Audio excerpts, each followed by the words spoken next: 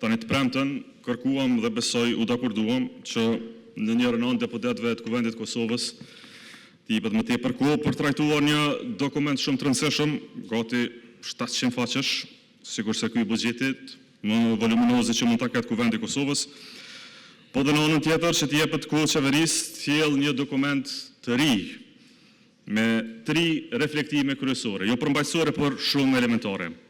E para të reflektoj strukturën e kabinetit qeveritar, pra të ministrive, që 4 ministri të reja të kenë edhe buxhetin e tyre, dhe ky buxhet të ndohet jo nga ministri i financave, ministrive të tjera, por nga Kuvendi i Republikës Kosovës.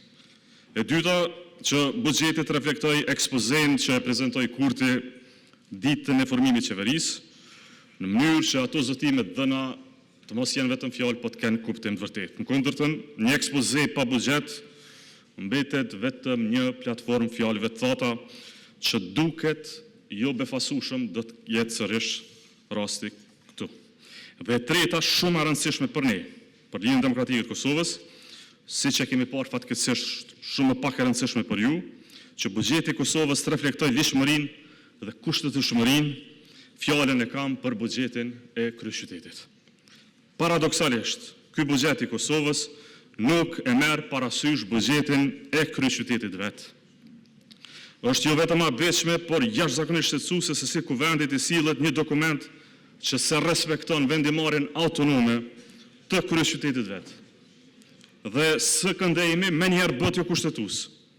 Sa për i kujtim, Prishtina, kryeqyteti jon, e ka miratuar buxhetin e saj më 6 shkurt vitit 2026. Buxheti i Kosovës është sjellë Kuvendin e Kosovës për herë të parë me 13 shkurt të vitit 2026. Mos i ngatroni gjërat me legjislaturën e kaluar, kjo është legjislaturë e re e Republikës Kosovës. Nuk ka asnjë arsye, as ligjore, as logjike, as kushtetuese që një buxhet nacional të mos marrë parasysh vendimin e Kuvendit Komunal të Prishtinës. Sikurse jemi mbledhur ne këtu në Kuvend për të vendosur mbi diçka, edhe Asambleja Lokale e Kryeqytetit ka shprehur vullnetin e popullit të Prishtinës për ndarjet e buxhetit vet. Pra ka vendosur për buxhetin e vet. Ne nuk kemi as autoritet, as do të kemi vullnet ta bllokojmë kryeqytetin e Kosovës. Madje veç mendja më na shku për me bënë një gjatë të tillë, është luajtje me fatin e mira punëtorëve, e mira familjeve, e mbi gjitha qindra mira banorëve që janë lodhur nga kjo përplasje e panevojshme. Prandaj për LDK-n është jo vetëm e rëndësishme që zotimet e dhëna për Prishtinën të realizojmë në tërësi ne që kemi marrë besimin aty, por edhe domosdoshme që të kuptojmë relacionin që do të ketë LDK-ja me këtë kuvend. Nëse LDK si mohohet nga ky kuvend një drejt kushtetuese vetëm nga vullneti i numrave shumic, atëherë edhe LDK-ja do të ridefinoj pozicionin e saj në relacion me çështjet që kërkojnë dhe numrat tonë në këtë kuvend. Tani më lejoni që të shpreh dhe qëndrimet e Lidhjes Demokratike të Kosovës për përmbajtjen e këtij dokumenti që na është prezantuar.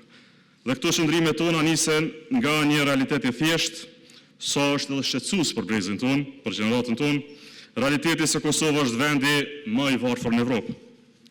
Dhe ky buxhet i vendit më të varfër në Evropë vazhdon të jetë fatkeqësisht pa ambicie dhe si tillë do të vazhdojë ta mbajë Kosovën si vendin më të varfër në Evropë.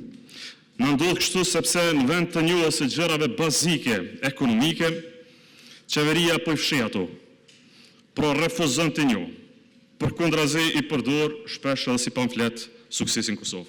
Dhe janë 3 indikatorë kryesorë në ekonomik në vend, 3 të vërteta që përcaktojnë shëndetin e një ekonomie. Dhe ato s'mund të fshihen asnjëherë. E para është inflacioni, e dyta është deficiti tregtar, e treta është rritja ekonomike. Nga ekspozeja kryeministrit ditë më parë, dëgjuam për buxhet rekord prej 3.9 miliardë euro dhe natyrisht krahasueshëm shumë më shumë se viti 2021. Për të flasësh për euro, për pare, për tyra, pa e përmendur gjën më të rëndësishme, fuqinë reale të tyre, pra pa e përmendur inflacionin, është sa gabim politik, aq edhe qëllim propagandistik.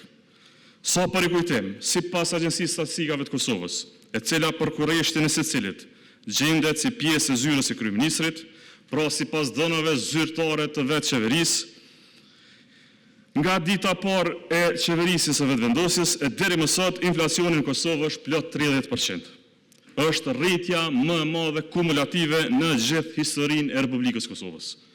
Kuptojeni, paraja para 5 viteve ka qenë për 30% më e vlefshme se sa që është sot. Paraja, numrat, eurot, secila prej tyre kanë vlerë sot 30% më pak se sa 5 vite më parë. Se këndemi, çdo numër, çdo vlerë buxhetore, çdo hyrje apo çdo shpenzim, sot është 30% më pak i vlefshëm se sa në vitin 2021.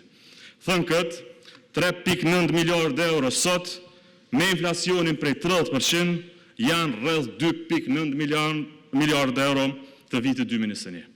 Pra 1 miliardë euro më pak në vlerë. Ka që kanë vlerë këtu 3.9 miliardë euro. Aso kohë në vitin 2021, buxheti i Kosovës ka qenë 2.6 miliardë euro, që bie se në esencë, për 5 vite, ju e keni rritur buxhetin e Republikës në terma real për vetëm 300 milion euro. E vërteta dytë e madhe, është se politika tuaja, këto që po i prezantonin buxhet, po e gërryn nga brenda bazën prodhuese të Kosovës. Këto politika si të buxhetit që prezantohet sot, nuk po japin rezultat ekonomik. A jemi të vetëdijshëm se për 5 vite deficiti tregtar i Kosovës është filluar nga 3 miliardë euro në plot 6 miliardë euro brenda vitit. Pra kur i përmendim eksportet me plot mburrje se po rriten, duhet patjetër të përmendim dhe importet dhe rritjen shumë të madhe tyre. E kur t'i përmendet se sa shesim e blem, gjën e vetme që në fund një ekonomist, po mbi gjitha një politikan du t'a bëj, është llogarisë se sa është kjo diferencë. 6 miliardë euro në vjet është kjo diferencë.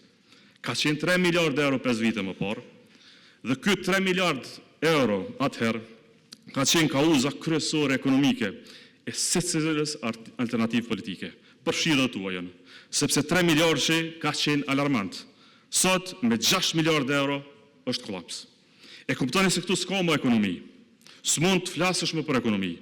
E kuptoni se për 10 vite tashme, minimalisht kjo Kosovë me këtë rend do t'i largojë nga 60 miliardë deri në 80 miliardë euro. Nga 16 milion euro në ditë i bie. Vetëm sot, në këtë ditë, në këtë hënë, do të mbyllim ditën me 16 milion euro diferencë mes blerjeve nga jashtë dhe shitjeve jashtë. Dhe a dini pse kemi këtë diferencë enorme? Sepse kemi pikërisht buxhet që administron e jo që zhvillon, sikur se ky që na prezantohet sot. Buxheti i juaj e injoron prodhimin vendor, e injoron industrinë, e injoron në tërësi investimin. Buxheti blen paqe sociale dhe nuk ka fare ambicie për të ardhmen. Si ta qush ndryshe një buxhet që beson ose jo, projektin më të madh kapital qendror e ka në vlerë prej 20 milion eurove. Ja ku kemi mrri. Projekti më i madh kapital i një shteti brenda një viti në vlerë prej 20 milion eurove. Në 10 projektet më të mëdha kapitale qendrore është edhe ndërtimi i ndërtesës së institucionit të shtimës. Në një buxhet zhvillimor, dhe vërtet, top 10 projektet e një shteti duhet të ishte unoza kryeqytetit, centrali me gaz, spitali i ri, parku teknologjik, Brezovica. Nuk janë asnjëra nga këto. Projekti më i madh për një vit është 20 milion euro. Ku zhvillohemi më pas me këtë buxhet?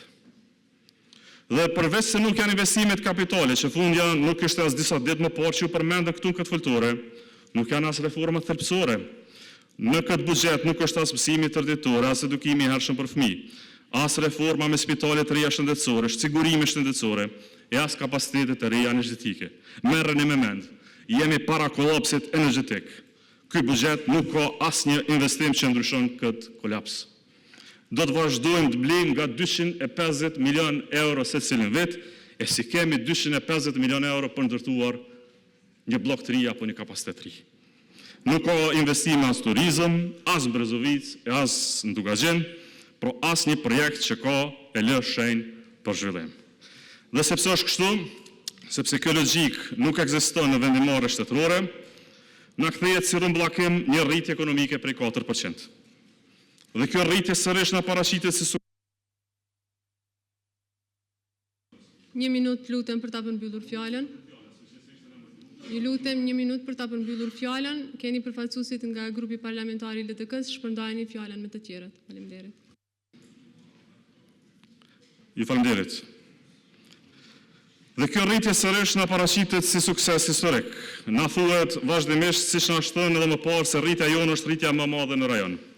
So për rikujtim, në 14 prej 16 viteve të fundit, Republika e Kosovës e ka pasur rritjen më të madhe ekonomike në Ballkanin Perëndimor.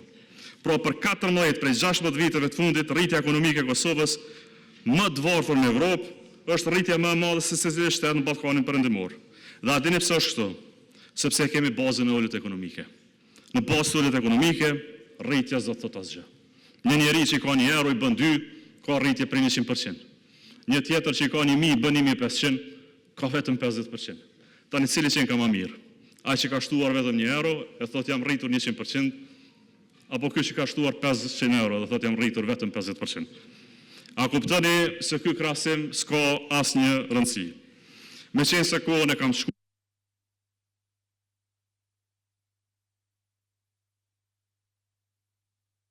Faleminderit zoti Avdi Gjiku, do të keni mundësi të tjera ku vendi është për debatuar, por që kemi një rregullore të cilën duhet ta respektojmë. Radha është e listës serbe.